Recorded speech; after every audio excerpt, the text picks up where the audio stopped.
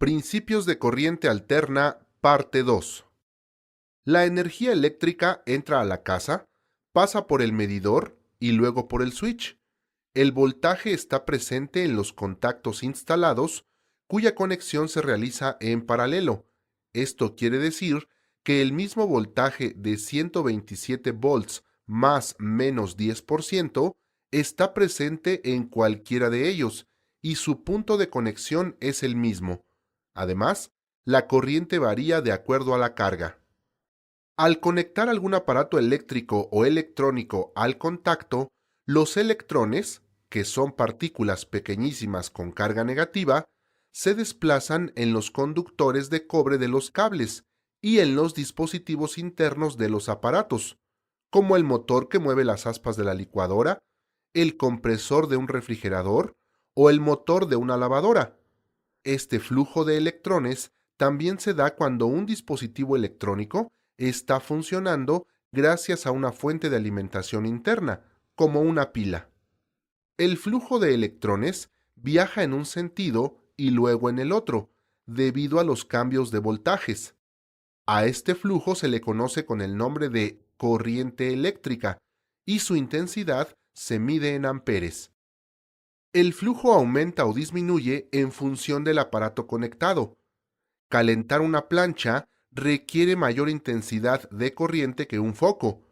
Un foco demanda menos de 1 amper de corriente, mientras que una plancha demanda más de 10 amperes. La plancha y el horno de microondas son los dispositivos domésticos que requieren mayor corriente. Para comprender mejor los parámetros eléctricos de voltaje y corriente, ejemplificando con una conexión en paralelo, se montan sobre una tabla o acrílico los sockets en paralelo. El cable rojo de fase se conecta al tornillo de la terminal pequeña de la clavija.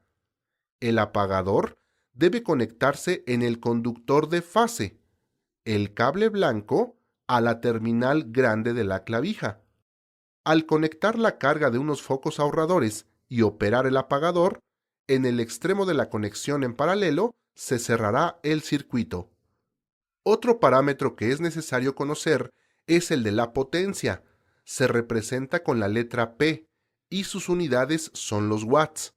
La potencia se calcula multiplicando el voltaje por la corriente. La mayoría de los aparatos especifican la potencia que requieren, pero ¿qué corriente consumen? De la fórmula de potencia despejamos la corriente y con un simple cálculo podemos determinar la intensidad de corriente que consumen los aparatos eléctricos y electrónicos en nuestra casa.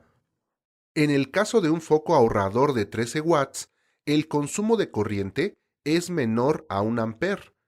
Para el de la plancha es de 10 amperes.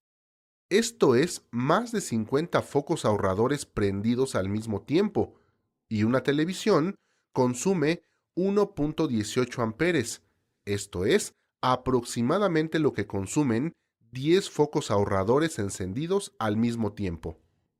Recuerda que la energía utilizada en los equipos de tu casa fue generada a kilómetros de distancia y sus parámetros son voltaje, corriente, potencia y frecuencia.